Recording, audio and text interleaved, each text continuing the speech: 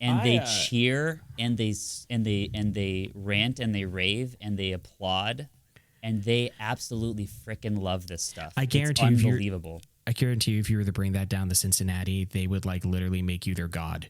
Yeah. I promise you. Do you want me to be the god of Cincinnati? I don't, because I know while I might benefit from you being the god of Cincinnati, many people are going to suffer.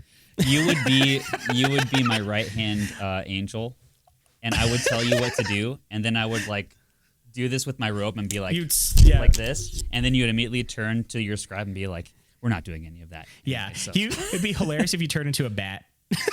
They just fly away, and then on the Google Maps you just see all the Skyline chilies on fire. Yeah.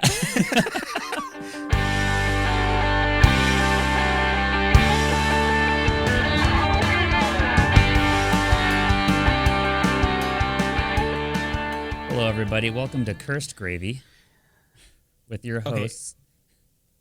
I'm going to stop you right there. We're not going down that. We're not going down that route right now with us being cursed. We'll talk about To the Biscuit in a second. I told you how I wanted to start off this episode, Garrett, and I'm going to start off the episode this way. How long has Mark been in a relationship for? Oh, that's right. You did tell me that you were going to start off this way. You need to... Okay, like and subscribe, 5-star review wherever you're listening to. All right, Garrett, you need to explain this to me, okay? Because that was the first time since episode 0 that you haven't actually tried to connect, like, comment, and subscribe and give us a 5-star review with something. It took 61 episodes to get you to give up on that. The fact that I said it and then you just started repeating it means we just did 2 episodes worth in one. Am I a genius? Yeah. Maybe. Little backstory, Biscuits. Me and Garrett have a mutual friend named Mark. And we like Mark. Cool. Yeah, I like wonderful. Mark. I haven't really spoken to Mark in 5 years, but I like Mark. I liked Mark 5 years ago. Mark was single. Yeah, for a long time. Very, very long time. And then all of a sudden I'm scrolling Facebook, just waiting for something in the news to pop up. And I didn't expect it to be in my friend's feed. You thought it was going to be, something ridiculous in politics or something overseas or, something about the Pope and how he finally brought a Starbucks into the Vatican. I would like the mocha cookie crumbled venti, please. What's his name again? What's the Pope's name? Leo? Is it Leo? Yeah. The guy's like writing on the cup. He's like, Leo gets decaf? Decaf? Here you go. Last time Leo didn't get decaf, he declared war on all the Protestants. Can't have that again. I'm scrolling on Facebook, and all of a sudden I see Mark. And I'm like, oh, he must have, through the side of my eye. With a girl. Must have updated his profile pic. Oh, a girl. Yeah. Must be his cousin or friend or something. And then there's people saying congratulations. So then I'm thinking, oh, he must be in a relationship now. And then you looked and you're like, that's not a ghost Orby on her finger. I'm like, what is that? It's a real something shiny. I'm like, what on earth is that? So because he can't explain himself to me right now, and I'm not going to reach out. Yeah. So what? Well, okay, so I don't actually feel any guilt because I don't know if maybe he didn't tell you this, but I feel like I had a conversation with one of you, and since I'm an imbecile, I can't remember who it was, but one of you approached me about the other one and said, should I call them? I think it might have been Mark. Mark sent Didn't he call you? A text message. Okay. It was like... That's not the same. I think it was like 2 years ago or a year and a half ago. And we were just saying, hey, how are you? And I'm like, I'm good. And we kind of just caught up briefly. Somebody, one of you was like, I feel like the other one doesn't like me. I don't remember who it was. It might have been Mark. It had to be because I definitely don't. You feel don't like talk he doesn't that like way. Me. I don't talk that way. That's me. Yeah. If I feel like somebody doesn't like me nowadays, I'm like, okay, cool. Yeah. Maybe they will eventually. Maybe not. So Mark approached me and he was like, I don't know. I feel like somebody's mad. And I was like, is it Seth? And I was like, dude, I am not your group therapist. Yeah. I said, just call him. He does not hate you. He loves you. Yeah. Call him and catch up with him. It's not that big a deal. Also, you live in the same state. Yeah, most people need to have that come to Jesus moment with themselves about our relationship with me and them. If I still have you in my contacts or I still talk about you, really just text or call me even if I don't like you, and we can turn things around immediately. It really doesn't take much with me. Yeah, so he decided not to call you. No, he texted me. Yeah. Which was fine. I was like, which cool. isn't enough to catch up on. Not really. Usually, yeah. Like I have the unlimited plan, but even my thumbs get tired after a while. Yeah. But so he's engaged, and I had no idea he was even in a relationship. So catch me up on this. What is happening? Well, okay, they met. They met a while back. I mean, it was maybe a year ago. I think my dates are. I'm not. Do we need to have him on here? I mean, I think he would be awesome. Do we need to have him on here? He'd be a fantastic guest. I think he'd fit right in. I think he needs to tell me this story whenever we can get him in. Let's do that. He's the only one capable of keeping up with us and not giving up immediately. Yeah, like I need him to explain, and with him, I know we'll get a full segment and more out of it. So it'll be the Mark episode. The episode will just say Mark. Yeah, because I am so lost between then and now. Like, I know a lot can happen in 5 years, but this was something like, I'm not saying I'm shocked in a way that is negative, but I am shocked in a way that is pleasantly surprised and happy. Yeah. And I need to know how this happened. I recall telling him the same thing I tell everybody who's in his perspective, which is that they're never going to find anybody. I just told him, dude, you need to give up. It's so good. The second you give up and stop like worrying and frittering your life away, worrying you're going to find somebody, the next day you meet the girl. It was like 2 weeks after I gave up on like being with anybody, I met Audrey. It was awesome. Mine was about a month, I think, a month or 3 months, where I just really was enjoying my own life. And then my brother's like, hey, you should go on a date with this girl. It's amazing how not giving a crap can attract a girl. It's amazing how not giving a crap that can do to your finances. Okay, Mark, challenge issued. Yeah. Let's get you on here. So how you doing, buddy? What's going on in your life? Well, there's I was going to ask you this, and I'm glad you said that because you work with kids a lot, so maybe you could give me some guidance. I work with kids. I work for kids. I work by kids. You work your way around kids. By kids, for kids, to support children. Yeah, so, this is something that every parent needs to work through because kids start asking questions and they want to know answers about life. Yeah. And, if you don't tell them about this specific subject, they're going to ask their friends. They're going to see things on their phones. Yeah. The day is coming when, the responsibility, you have to explain life. What are you setting me up for? Kids. It's a 3-letter word. It starts with S. Okay. And I'm trying to figure out how to tell my kids about ska. Okay. I knew that we were going in this direction. I don't want them discovering this on their own. I don't want them accidentally, something popping up. I want to guide them through this in a mature fashion where I can actually explain things to them and why it's so horrible. So fun. All you banter biscuits, if you don't know what ska was and still is, but it originated in the middle of the 90s. Yeah. It was like a punk rock sort of genre, but then all of a sudden we started introducing brass instruments. It originated with reggae. Yes. Because it's all about like fight the system and the offbeat. It is the underground. Ska is the underground. Yeah. Associated with plaid. It's at times. It's fun. It's a good time. I like it. But I was listening to 5 Iron the other day on a record, and I was like, 5 Iron Frenzy. 5 Iron Frenzy. Yeah. Mm-hmm. And I turned over to Graham. I was like, what do you think about that? But he was like, I think it's not so good. And I was like, that's fine. It's going to be like this the rest of our lives. Anyway, so he's like, Dad, guess what I discovered when I was streaming or whatever TV is like around then. He's like, it's a couple of movies that are in space, and you're like, Star Wars? He's like, no, Star Trek. Yeah. And I immediately pull out my not Emancipation Papers. What's it called when the kid wants to go off on their own, you sign off for them to be an adult. The giving up papers. Yeah, I don't know. That's what I call them. Yeah, where you're basically just saying, you know what, not my problem anymore. Yeah, which is unfortunate. I'm way too frazzled to remember what it's called, but anyway, yeah, I know. So I'm going to see 5 Hour on Saturday, and I'm stoked. Where are you going? Really excited. They're in Detroit. Oh my good God, Motor City. Garrett, that is the song that Cleveland says we're not Detroit. At least we're not Detroit. Well, hey, they came to Ohio, so they did their job. Are you going to go take a walk on the 8 Mile? Yeah, I'm going to take Eminem to a 5 Hour show. Yeah, you're just like, hey, Marshall, get in.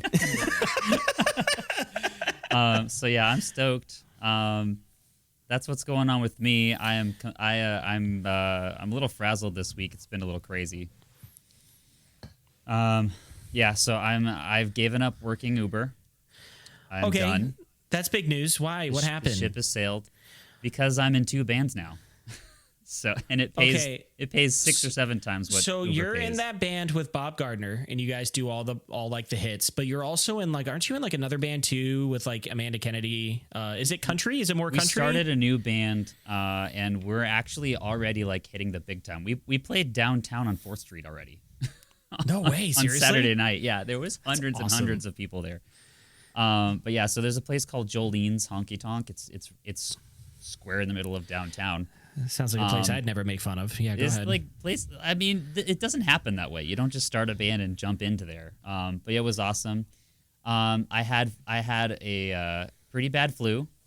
Okay, no one is shocked. This place it's up 3 flights of stairs in the middle of downtown. There's nowhere to park. Right. And they decided not to invest in a sound system, so all the bands have to bring their own equipment. So we're carrying speakers there's the House of Blues. There's the area where it's you go to the production door for House of Blues, and there's the door that we were going in. Okay. And so we're walking by, and we're sharing this alley with these professional musicians, and we're looking at each other, and they're looking at me are you supposed to be here? What? Are you here to hold my guitars? Yeah. And you're like, yes, I am. And then we just duck into the other door. But anyway, guy just holds out his hand, doesn't even look at you. He's like, Diet Coke. Yeah. And you're like, what? And Amanda's like, I think he wants a Diet Coke. And you're like, but it's mine. Yeah. This place, I don't know. I don't know if you would have been proud of me or not. Garrett, I'm almost always proud of you. Yeah. But we can't play music on here, but I want you to go ahead and pull out your phone and listen to this song called Chattahoochee by Alan Jackson. Okay. And Biscuits, you can just pause it right here, and you can, I bet I do, and you can listen to this real quick and then just pause it, and we'll be back. So, all right, okay. So that is one of my songs that I get to sing and play in this band. All right.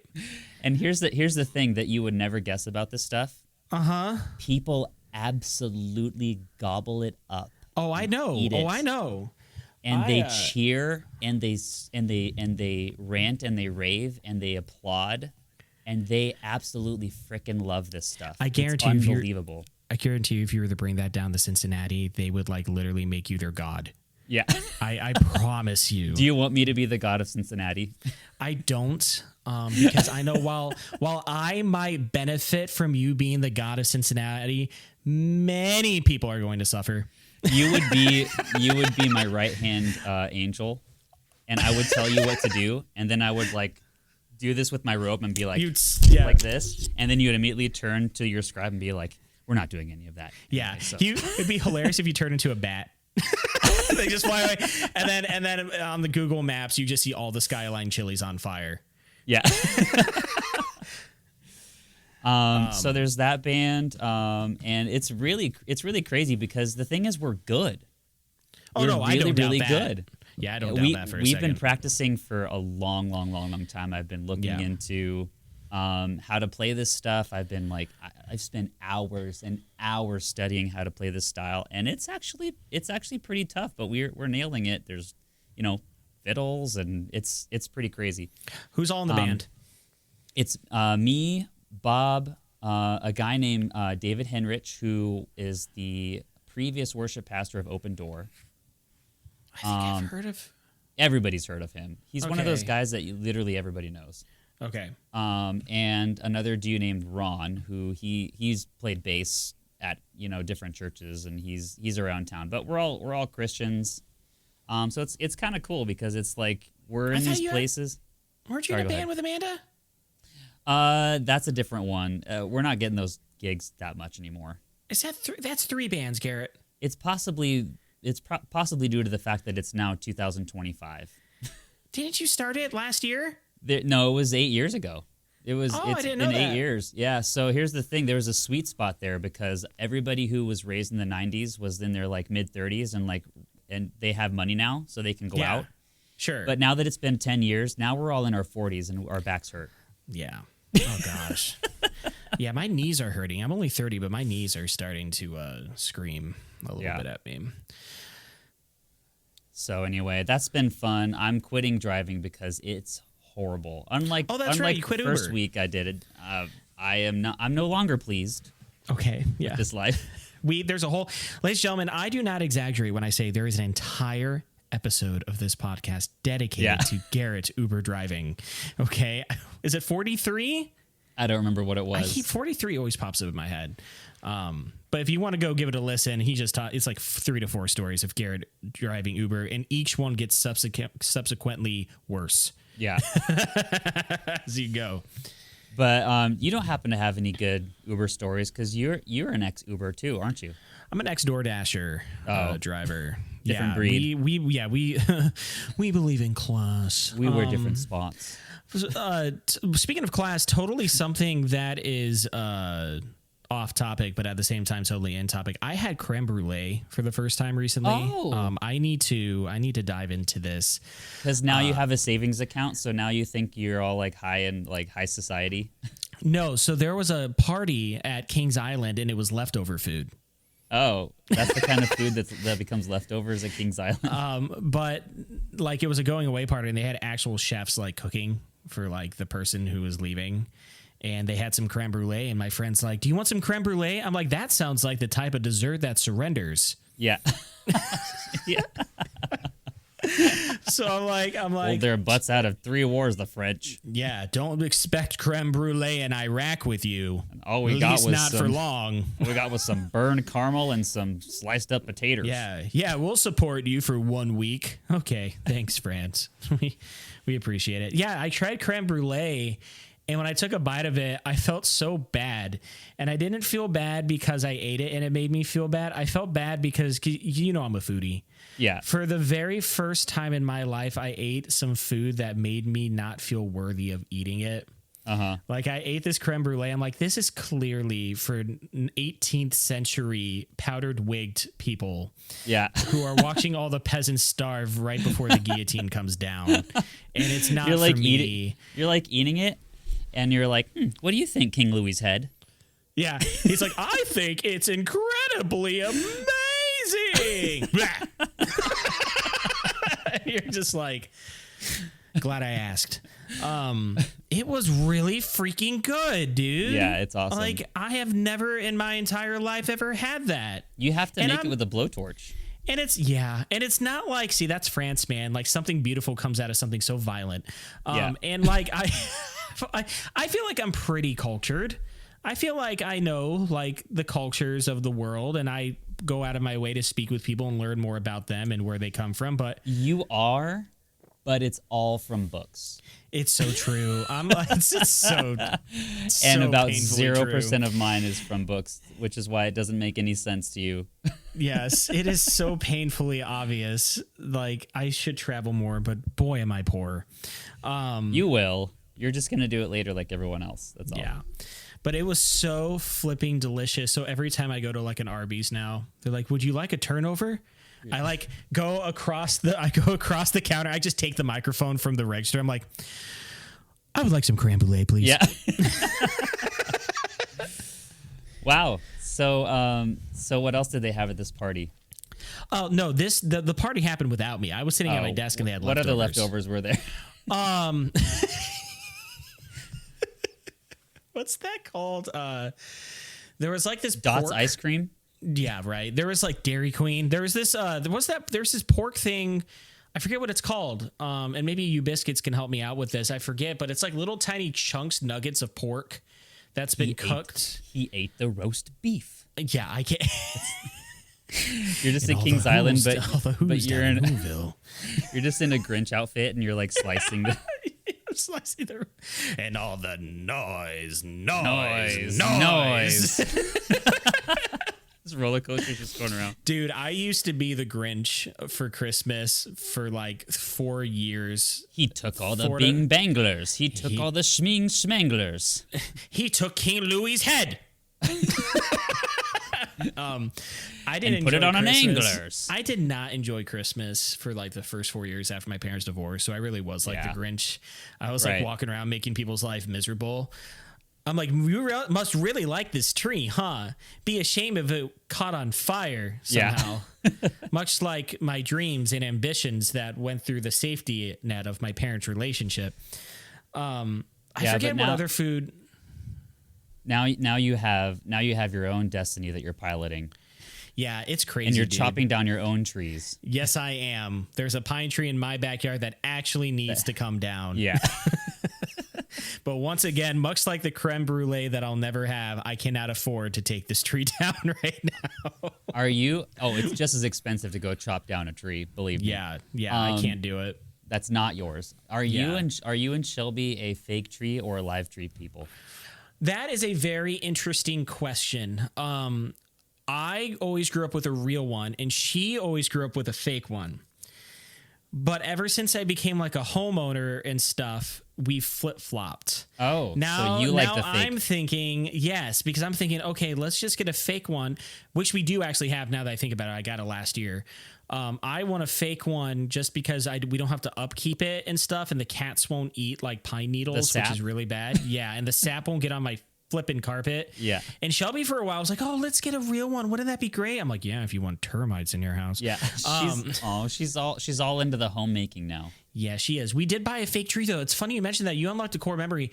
I have a core memory of me walking out of someone's front door with a giant heavy red sack full of something. And at first I thought it was a body, but now I'm realizing it's a Christmas tree. Yeah. So the trees, you mentioned that. The trees in the forest around it think it's a body. Yeah. They're like, Kevin, what are you doing with him? He just leans out your window and he's like, hey guys, close the sapling's eyes. Close the sapling's eyes. They shouldn't be seeing this. I'm a fake tree person all the way, by the way. Always have been, always will be. You strike me as someone who sprays fake pine smell or hangs up those car ornaments on the tree to give it that smell. I think the only time we've ever had a real tree was around the time that you visited our apartment in Bay Village. Yeah. Mm-hmm. I think we had a real tree. And then I remember like taking that out. I was like, all right, it's January 20th. There's something I was supposed to do. And I was like, oh, that's right, get rid of this tree. And I remember I went and I reached out and I like one of my eyelashes batted and the pine needles just went. Yeah. And it was just a stick. All in the apartment. Just oh needles. My gosh. No. And I was like, Audrey. She's like, all the needles fell, didn't it? Yeah. We moved out of that place like mid-year, and there were still pine needles like all over the place. Yeah. I loved that apartment. That apartment that you guys had. That apartment had a toilet in the kitchen. So does Shelby's apartment, or Shelby's mom's, Shelby's parents. Oh, sorry, I don't know why I said Shelby's. I don't know why I said Shelby's apartment. Like, she move out already, Seth? Yeah. I'm just like, yeah. So does my estranged wife's apartment. Yeah. No, we're fine. But her parents have. Have you ever been to Shelby's parents' house, the estate, as I like to call it? It has a golf. It has a disc golf course on it. It does. I grew up on the other end of the spectrum, in lower middle class, and I know what you're thinking. Oh, you poor thing. Yeah. Please don't weep for me. Shelby's family played disc golf. Seth's family played golf disc. Yeah, Shelby's family played disc golf. It's a PS2 disc that's too scratched to play in your PS2. That says golf on it. Shelby's family played disc golf. My family played Let's Implode. It was such a fun game. Yeah. I to this day enjoy reminiscing. The toilet, they have like, how many bathrooms do they have in the house? I'm 6 or 7. Yeah, actually, roughly 1 for the 2, servants. 3, 5. They have 5. One of them, for the 1, 2 for the number 2, 3 for the servants, and go. Rockin' Robin. And it just goes straight in the Rockin' Robin and does not stop after that. Doesn't go back to the toilet humor. No, it's just all Rockin' Robin right after that. The house is sizable for sure, and beautiful for definitely. They have a really big kitchen that was redone, so they have like marble or granite countertops. Like I put a glass on the countertop of like a liquid, and I think I'm gonna break the glass every time I put it down. And the bathroom is right there. Just like you walk in the bathroom, you're right in the kitchen. Tony Mango told me that they used to have the bathroom by the kitchen in the olden times. Yeah. Which is totally something that he would say, by the way. Exactly how he would say. I'm surprised he didn't have an outhouse. Because the kitchen, and maybe you know something about this since you're smart. Like the kitchen was like the center of the home, like pre-turn of the century, like which century? Pre-industrial revolution. Oh, so the 1800 to the 1900, the second industrial revolution. Yeah. So it was like we need to put the place we go right here. Here in the middle. It was like the kitchen had the stove and like the fireplace. So it was like in the winter times, like that's where they would like gather. Did he live in a house that old? No, but he's a realtor. So like he knows a lot about homes. No, he's an appraiser. Well, I guess that's true. Yeah. He goes and he values does a little bit of in that the homes. stuff. Yeah. Yeah. But he taught us that when we were looking at a house in North Ridgeville. Oh my gosh, I miss him. We looked at one that was built in 1880 something or whatever. Yeah, you can still find Underground Railroad stuff in some of those homes. No lie. No lie. Nuts. Yeah. I'm proud of Ohio for that, by the way. Yeah, you should be, because we were constantly fighting with Kentucky about it. But anyway, I don't know where we're going with that, but I don't even know where we started. This is the most bunny-trailed banter gravy episode I think we have ever had so far. Like I don't know if you can tell, but I'm completely toasted. Yeah, I can tell. Your brain is completely melted. Garrett was doesn't toasted mean drunk? That's a good point. So I'm Garrett completely out of gas. Notice how I didn't refute it. I'm like, it might. Haven't had a drink in years. Garrett once told me recently, he's like, I think we should just do like more like, cutaways with each other and go off of one another. And then this entire episode, Garrett has been Craig from South Park. And then after that, we did this, and then we were looking for a house.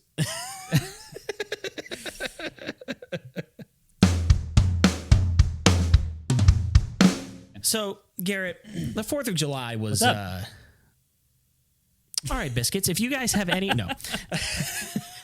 I hate that's right. You told me that you were doing this for the 4th of July. Go ahead. Tell me how it went.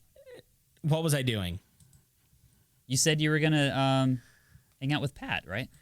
Yes, Pat. Yeah. So Pat and Lisa go to my church, and they're awesome people. And he tells me and my wife, or he asks me and my wife in church, he tells us about how they're having a family reunion on the 4th of July. And you were adopted. And I'm like, sweet.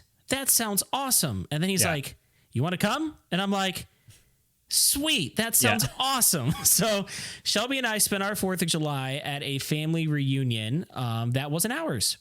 And fun. I walked in, and I walked to the back patio. I'm like, family. And then I look at Pat. I'm like, they have no idea who I am, do they? Yeah. He's like, no. And I'm like, well, they're going to. They're like, who's the chucklehead? Yeah. Is it 1950? What the heck? Who's the chucklehead? I don't know why I find that so funny right now. Because it seems like something that somebody who's annoyed would say. You walk into like a Taliban cave in Afghanistan. You're like, guess who won the war, guys? Yeah, and they're like, who's the chucklehead? Yeah. It's so not serious, but at the same time, it's like, okay, it's me. I was gonna get Pat and Lisa some chips and dip and stuff for this 4th of July party, family reunion. That wasn't our family reunion. And the Kroger in my town, for the second time in 1 month, all of their freezers and fridges broke and went down. All of them? All of them. If you're a Kroger, have a working fridge. Yeah, especially if you're the Kroger in the Cincinnati area, because if we're going to build one, you should upkeep your food. Yeah. Probably cost them thousands upon thousands of dollars, probably hundreds of thousands at that point. And so I couldn't buy chips and dip, so I just decided to buy a barrel of cheese balls. Oh, yeah, it's a barrel. That was a roller coaster of units of measurement. I'm like a ball, a bathtub, no, a barrel, yeah. a jar. No, it's bigger than a jar. What's bigger than a jar but a hot smaller water than a heater bathtub? full. Yeah, what's bigger than a jar but smaller than a hot water heater? A barrel. So I bought a rain barrel. Yeah, pretty much. So I bought a plastic barrel of Utz's cheese balls. And so Shelby and I go over to Pat and Lisa's house, and I walk in, and Pat was really hoping. That was your gift. My side. That was my side. Yeah. Most Pat people do a bottle of wine. Yeah. Well, Lisa loves wine and always gives it to Shelby. I don't drink, but it's enjoyable watching Shelby get that gift. And you just show up, and they're just like, really, is that it? And you're like, no, I'm just kidding. I brought wine. And then you go, yeah. And then start pouring it into the cheese balls. And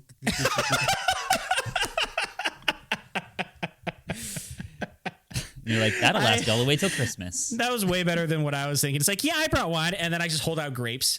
And I'm just like, going to hold these under the sun for a while. Yeah. And like, Shelby, go step on these. Yeah. And she's like, excuse me? I'm like, go step on these, please. Please. She's like, okay. Yeah. So Pat loves chips and dip, and I couldn't get him chips and dip. So I thought, okay, well, maybe he's got to love cheese balls. Yeah, he's got to love cheese balls. I bring the cheese balls in, and Pat's like, wow, is that a barrel of cheese balls? I'm like, yeah. He's like, that's my favorite thing. Yeah. I'm like, yes! You know what I picked? Yes! That's exactly the same thing as the, just when I thought you couldn't get any lamer, you do something like this. And totally redeem yourself. Yeah. That's exactly what happened. So he has the entire barrel of it sitting outside eating it. No, he's pouring it in a bowl. But he was so happy. He's like, my wife won't let me eat these, but today will be a special day. Yeah. Because you can't refuse them. It's their gift. So we're at this 4th of July party with some really great food. We cooked out burgers, not the frozen burgers, but actual like ground beef burgers. Like, and he seasoned them like they were phenomenal. And I'm eating mine off of a bun, like a normal type of bun, right? I'm not like one of those people that lettuce wraps them. You're like, where's the ground beef? And he just takes you outside, and there's just a bunch of cows with no legs. Oh, Garrett, what the heck? Oh my god! Take your choice. And then Pat comes out with like this beautiful sesame seed bun, and I'm eating mine from like a Kroger type of bun. I'm like, yeah. Where the heck did you get that? He's like, oh, you didn't Bun stick supply. around long enough. Yeah, I'm like, he's like, buns are us. And so we're eating food and we're having a great time. And there's cornhole playing. By the way, I went 3-0 in cornhole at this family reunion. Oh, nice. By the way. I totally dishonored. Does that mean you missed it 3 times? Yeah, it means that I was awful. No, I won all 3 times in a row. It was great. That's cool. And we're eating and just talking and whatever. And then a guy opens his mouth to talk. He says, yeah, it's pretty hot out here today, and we're hoping that it's going to cool off because the wife and I have a long drive home. And I'm eating my food, and I stopped mid-bite, and I slowly looked up at him, and I'm like, you've got to be freaking kidding me. Okay, I thought you were going to say Kiwi or Aussie. Yeah. No, British. Oh, okay. I still can't sitting, and I am eating and celebrating my nation's birth. With a Brit. Yeah. Did you tell him to get the heck out? And I don't know what happened inside of me. You just decided to rub his face in it? I got real aggressive. Uh-huh. So you just see me like he's talking, doesn't know I'm staring at him. And then he kind of looks that I'm staring at him and he's like, does this guy have something to say? And it kind of goes back and forth like that for like 5 seconds. I'm like, don't you have a job to be at right now? Yeah. And I'm just like, so today must be pretty fun for you with everything that happened and all. Yeah. And he's like, oh yes, quite right. And I'm like, twice. Yeah. He's like, oh yes. And then I'm just continuously still staring at him and eating my food like, you can get the heck out of here. Yeah, the camera's trained on him. He's just like, what are you doing, sir? And it just turns to you and you're just throwing out all their tea into the lake. Yeah, I'm just like, nothing that you would ever understand. You're like, go get it. Yeah. So he wants to play cornhole with me. And I stood up and I looked right at him. I'm like, yes, it'll be 1814 all over again. Let's go. I have never celebrated the 4th of July with a British person in my entire life. And this guy, he owns a boat. He's very wealthy. And I'm just They think it's fun. I'm just like, oh, you own a boat and you're really wealthy, just like the motherland, huh? Well, this old farmer here is going to beat you in cornhole. Yeah. And I did. Yeah, of course. And it was for every Revolutionary and 1812 war veteran. My heart goes out to you. Next year, you need to face him in a game of croquet. See how it goes. What about cricket? He throws the ball, and like I miss with the whatever cricket bat with the plank looking bat, And I'm like, hey, throw it again. And he throws it, and I take out an aluminum bat. Yeah. I just flipping wail it at him like, that was for 1776. Yeah. No, I think the Brits actually appreciate the 4th of July. I think they think it's interesting and cool. It's like their child is celebrating their birthday almost. Right.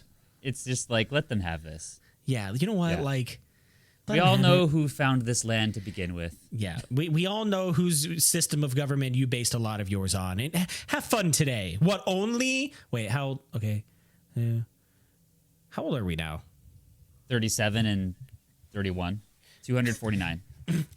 He's like, oh, it's fine. You guys are only 249 years old. Yeah, we'll give you this. Like, I have a doll older than you. Yeah. My closet of my mansion is bigger than your entire house. And he's probably not wrong. He's probably not, dude. He's probably not. But they, as far as I can tell, I think at this point they're probably just like looking at us with like, what the heck are you doing with that land? Yeah. Like at first it was like, oh, and now it's like, oh gosh. Oh my word. I don't know what they're doing over there. How many tribes did you displace? Yeah. We're just like, shut up. That's what happens when you dismiss the Whig Party. Oh my goodness, dude.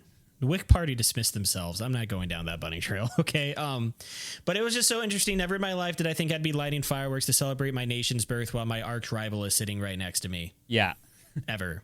You're just like, and the rockets, red glare. Red and you're like glare. glaring at him. Pat, bring me the guitar. Bring me the guitar. And I just start shredding. I totally wanted to turn to him and be like, so, MI6, huh? Yeah. You know James? Yeah. He's like, James? I'm like, Bond? James Bond? Yeah.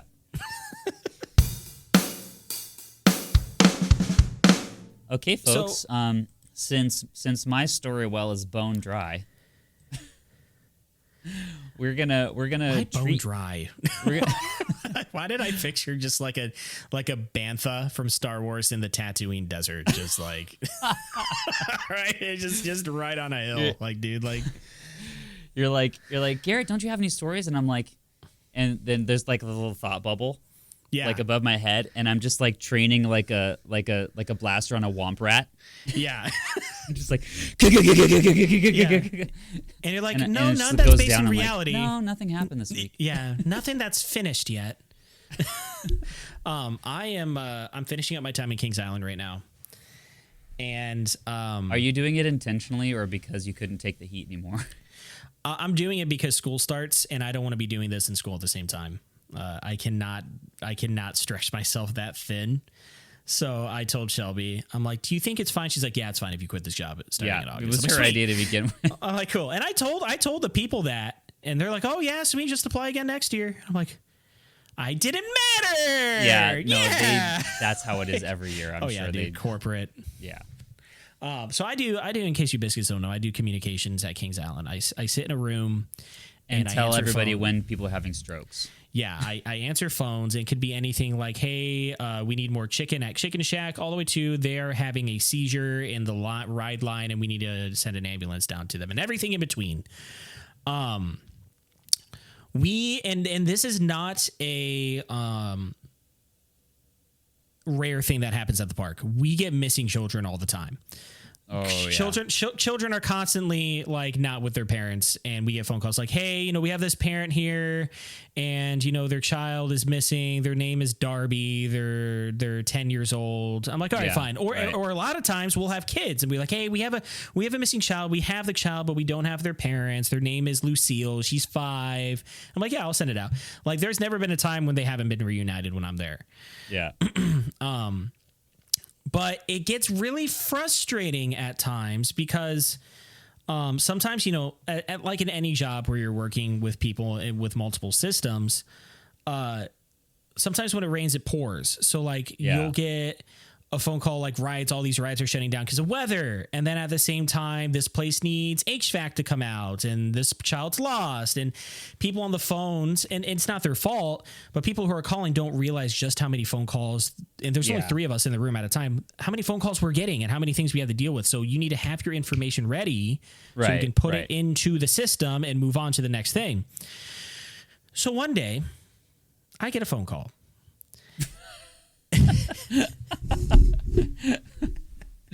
Okay. It's the most shocking part of the whole story, right? They didn't see that coming. I get a phone call that there is a missing child. Yeah. And like I said, happens every flipping day. Nothing new, nothing wrong. We will find the kid or the parents, whoever you have. It's going to be fine. But this kid is like crying. You can kind of hear him in the background. And okay, that's fine. It is what it is. And I'm not mad at the kid. I'm mad at the associate. I'm going to tell you why I'm mad at the associate. That means person who works at the park. Because they had no flipping information for me whatsoever other than here is this missing child. And it wasn't like they were bawling their eyes out. They were kind of just sniffling. They were kind of traumatized. Like, where's my mom? Like, okay, yeah, we'll find it. There are 2 things you need to give me whenever there is a lost child. I need their name and I need their age. That's all you need. I need. That's all I need. That's all I need. I'm like, what's their name and what's their age? He's like, I don't know. 42. Yeah. He's like, I don't know. And I'm like, all right. And in my head, I'm like, I see this is going to be question and answer games we're going to be playing right now. Okay, yeah, 20 questions, We're going to be playing 20 questions, are we? All right. Animal or mineral?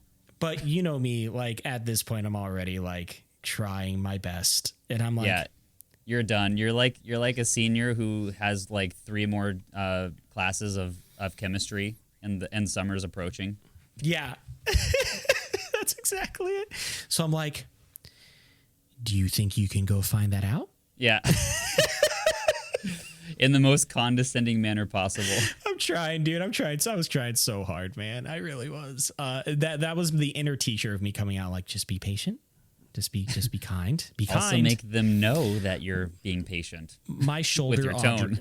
My shoulder, Audrey Gigshall popped up on my shoulder. She's like, say what say you it mean, but don't say it mean. Yes, exactly. And then you punch them. And then you punch them. Yeah. Yeah. I'm like, I'm trying, Audrey Angel. And then you pop up my shoulder as the devil. You're like, hey, you want to go buy some vinyl records? Yeah. I'm like, shoot, both of you. And you go, poof, just gone. Yeah. And I'm like, all right. I'm like, you think you can go get that? And they're like, well, I don't really know where they're at. I'm like, pardon me? They're like, I don't know where the child's at.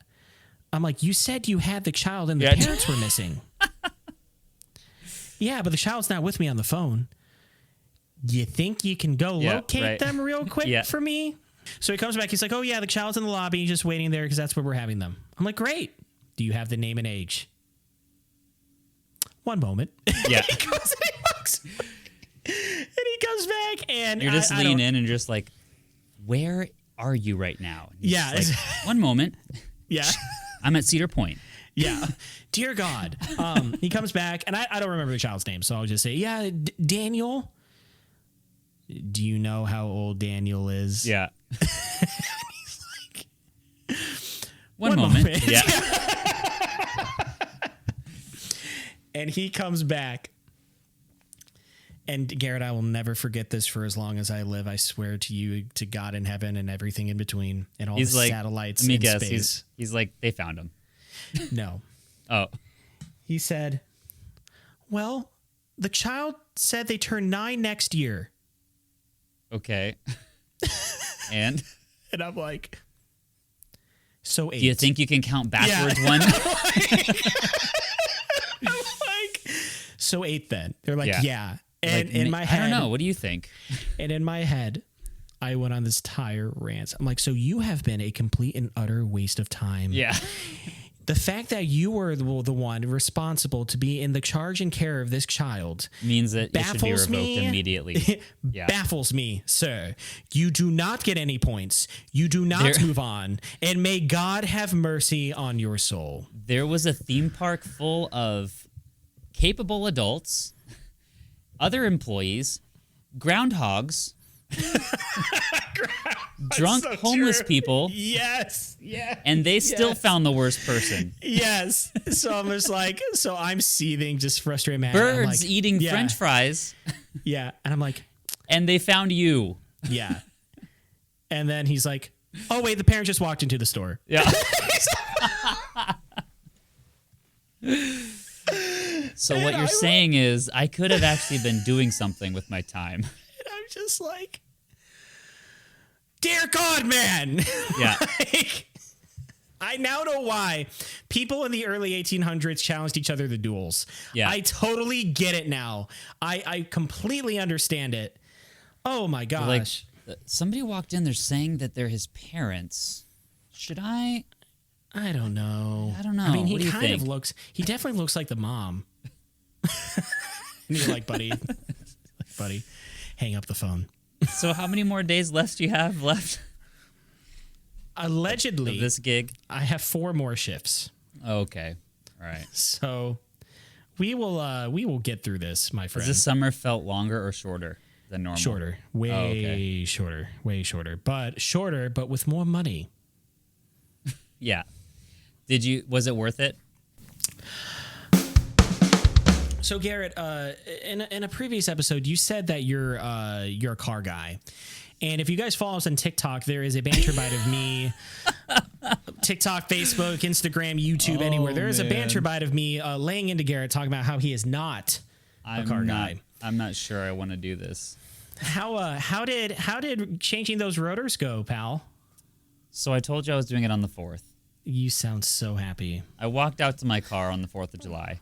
All right. And I looked at it and I went, yeah, I'm not going to do this. And I walked right back into my house. So I decided. So as I'm beating some British guy in cornhole, this is what's going on with you. I'm giving up on the task at hand, yes. Okay. Which is the most un-American thing I could do. Yeah. But anyway, I did end up changing my rotors at church. I went and I bought all the stuff, the rotors. I pulled into the garage. And I immediately was like, okay, do that thing Cracks with like knuckles, your knuckles and like take off the. And then I looked down at my tire and I'm like, I don't know what to do. He gets everything prepared. You take off your jacket, you crack your knuckles, you put on like a mechanic outfit on, you have grease all over your hands with a dirty rag in your back pocket. You walk out to the car, and I can't do this. I was like, what do I do? So. Yeah. So I decided to watch like 16 YouTube videos and compile all of the same information from all of them. That is how we discard do it, my all friend. the information that was only in 1 or 2 of them because it's probably not the way to do it. This is how we do it, dude. Yeah. I went to my trunk because the first thing you have to do is jack up the car. Right. The first thing you have to do is get the lug nuts off. Sure. So I did the second thing you have to do first. Oh my good Lord. I went to the trunk, opened it. I look back. No tools. Garrett, this is a throwback to a previous. This is a throwback to 3 previous episodes. I don't know why I was surprised. What was the one where you got stranded in Disneyland on the highway in California and the rental didn't have any tools in the trunk? And then the very next episode, we broke down in a church van on the side of the road when my friend came to visit for World because he went to SummerSlam. WWE. Yeah. Yes. And there was no tools. So and there's I no don't know tools why. now. I don't know why I thought that this time would be any different. This is the greatest running gag of the entire show. If I ever get stranded with you in a car, you're going to go to the trunk, and I'm like just happy just sitting in the passenger seat, and I'm like, wait a minute. There's no, and you open up, you're like, no tools. I'm like, no. Yeah. No! I could see us just driving on the freeway, and we're just in the car, which, by the way, I have spent 10 hours on the freeway with this man, ladies and gentlemen. Oh, yeah, it's been great. We've spent longer than that if you total it, but to Chicago and back for sure. I could see us on the freeway, and we're going, and I'm just like, we're going to have to stop and, like, check and, like, and empty the radiator at some point. I can tell it's overheating. And you're just like, but Garrett, there's probably no tool. And then the very next frame, you're just, like, on the freeway going, like, rolling, like, no tools! Just pushing the car down the highway in neutral, and you're veering into the lane. I'm like, Garrett, put your turn signal on. Yeah. Turn signal. So you haven't seen the pavilion, huh? The new pavilion we have? Huh? The pavilion here at church. We built a pavilion out in the middle of the field. What? Is this really... Wait, did you really not know about the pavilion? So Jordan told me, it's funny, I'm actually glad you bring this up because I have a bone to pick with you. Oh, okay. Because I don't ever tell you any updates. You don't tell me anything. You guys bought that pallet company building? Yeah. Jordan tells me this nonchalant. He's like, oh, yeah. And he knew what he was doing. He's like, my brother, he knew what he's doing. Yep. He's like, oh, yeah. Well, didn't Garrett talk to you about that? I thought you guys talk all the time. We talk all the time, but it doesn't mean anything. I literally said that to him. Yeah. Like, we talk all the time, but about it's never absolutely anything nothing. of substance. Yeah, it's nothing. Yeah. So we have a pavilion now. We bought the big field on the other side, right? And we built a pavilion. It's like a picnic area, and there's like an indoor like garage and like a storage area and a patio. Is that one house still in between the church and where that lady lives? And she's like, totally, it's a guy. like, We've literally surrounded him now at this point. So we have the entire donut of, the circle around. Yeah. He is the Switzerland of your Europe. Yeah. Exactly. Yeah. That's exactly what it is. Yeah. So we own the pavilion. So I decided that's going to be my personal garage for the day. Oh, my word. So I'm out there and I'm like, well, don't have any tools. So I start the trek back to church. And I'm like, my gosh. Walking back. I happen to have driven back a car from camp because I took the middle schoolers down there. And I drove back one of the leaders' cars. And I was like, well, let's see if there's a jack in that car that I borrowed. So I went out. Think, by the way, what do you think the odds are that we get called to lead kids camp one day as like the hosts? Never again. That would, I don't think they want to see us anymore. They would sooner put a Harry Potter invisibility cloak over the entire camp when we're nearing. We're coming in with Fortunate Son playing by Credence. Yeah. Like, hey, where's the camp? Yeah. and then we pull away and they're like, $14 million well spent. All I'm saying is this: if we were ever asked to host that camp, and this camp has thousands of kids, biscuits, like this isn't a joke, I would advertise the crap out of this podcast. Yeah, all the time. Yeah, at that camp. Yeah, it would work too. That would be how we'd finally catch fire. That would be it. Anyway, so they had an old rickety jack in their car. So I went and I jacked up the car, and then I remembered I had to take the lug nuts off.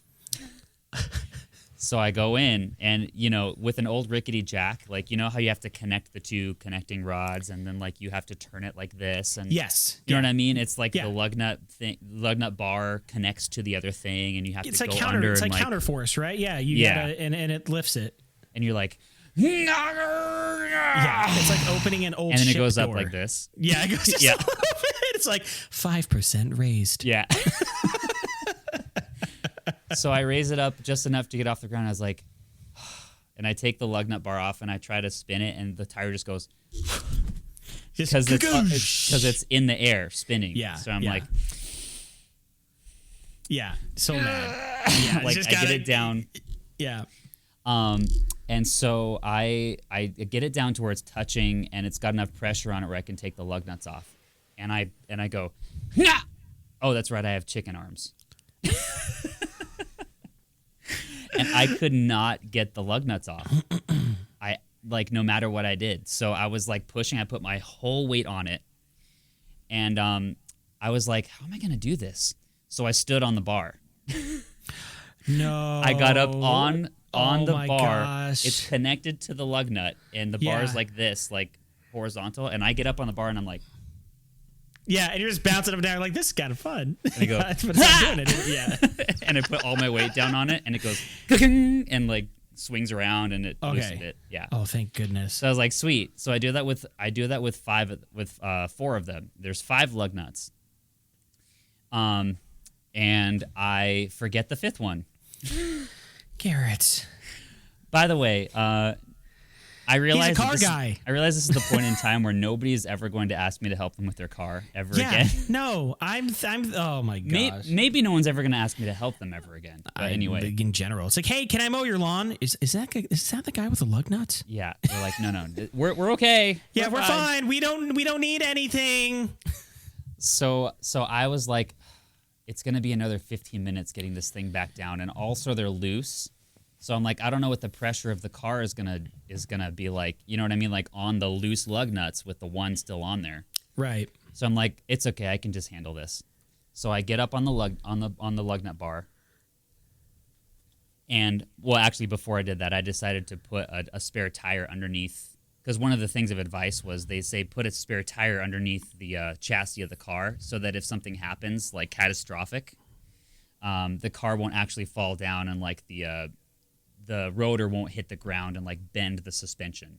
You know what I mean? I do. Because if the whole weight of the car falls on it and there's no tire, your suspension's toast. Like it'll bend. I was just thinking you would get hurt, but yeah, that also the car. Yeah.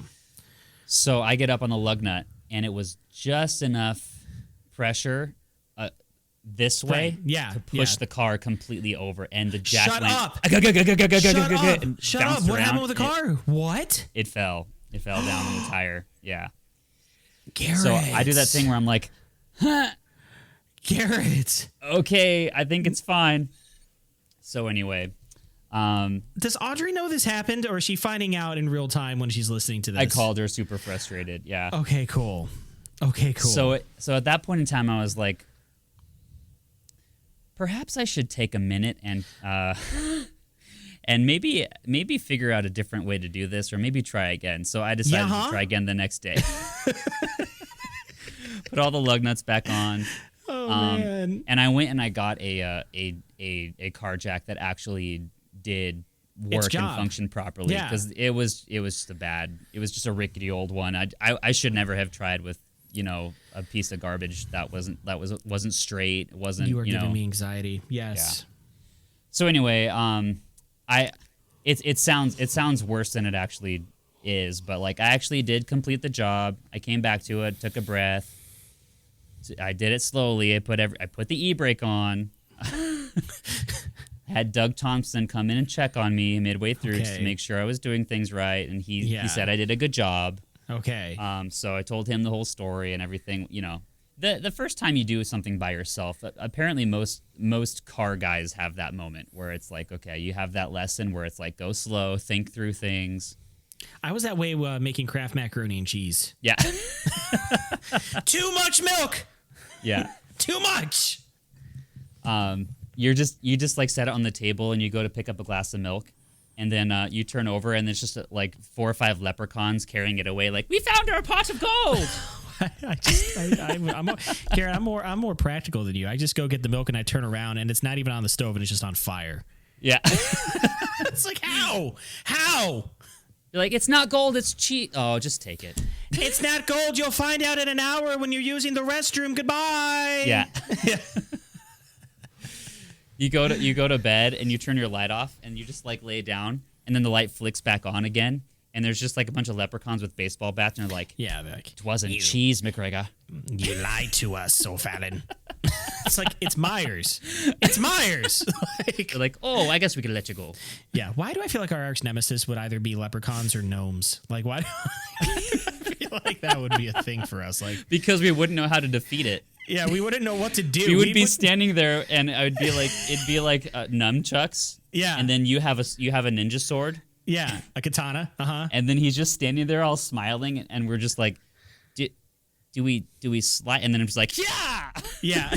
Like, he looks way more confident than we do, and he has no weapons. Yeah. and I'm just like, I think he's fine. And then he just goes, and a lightsaber. It's like, dear God, a green leprechaun with a red lightsaber. Wasn't on my bingo card for this year, but here we go. Yeah, so the end of the story is I did everything correctly the second time. I got the rotor off. I compressed the piston. I put the rotor back on. I put the brake pads in. I did everything the way I was supposed to, and everything was fine. Well, Biscuits, if you want to make everything fine for us, why don't you click that like and subscribe button wherever you're listening. Give us a 5-star review. And if you want Garrett to replace your brake pads, don't. Goodbye, everybody. Goodbye.